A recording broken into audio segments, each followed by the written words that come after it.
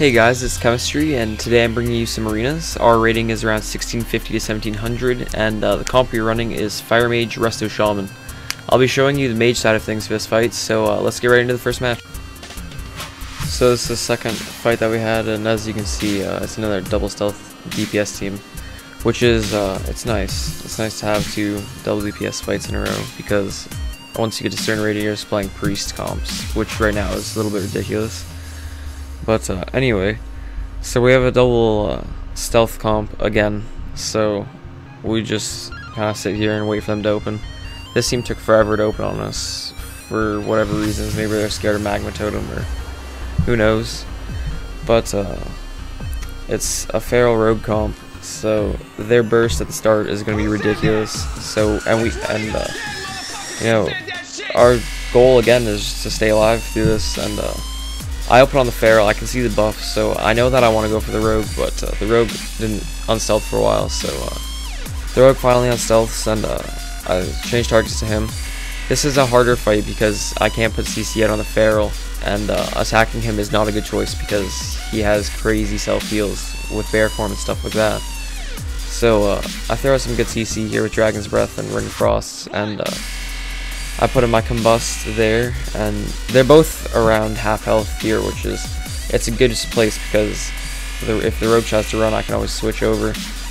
And my healer gets into a little bit of a bad spot there, but as we see, rogues do what rogues always do. They, little evasive assholes and go run. And I thought for sure we had the game right here. Look, he has 5,000 health right there. But, he just runs away, and Cloak shadows all my stuff off, so I gave up right there, and I started going on to the feral. And the feral's at low health too, which is good, so I get my Pyroblast on him right there, and I was trying to wait the rogue because I thought he was going to poke back out, but he stayed in stealth for a good amount of time, just watching his teammate die. And I don't know, the trick with Fire Mages is just to keep all your buffs, or all your dots up. So Living Bomb is you have to have Living Bomb up at all times. And just try and keep all your dots up and keep away from them. That's pretty much the goal. And when you get your crit procs, it's always really nice. And I get two nice impact procs there. The rogue finally comes back out, but it was too late. Like, his teammate was at like less than 10k. So I kill the feral right there, and that ends that game too.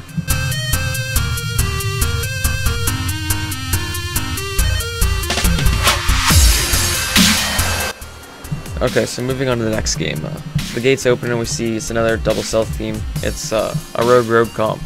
And as a fire mage, you don't have a lot of, utility to stay alive here. I have like one bubble against a rogue, and that's only like 10k damage, so their opener just flies right through it. So we decided we were going to pillar hug this fight, but it's two rogues, so that obviously wasn't helpful. So I get sapped, healer gets sapped, and they start their opening. And as a fire mage, I know I'm going to take a lot of damage there, so I Dragon's Breath and just do anything to get distance. And yeah, so that was dumb of me to do that right there.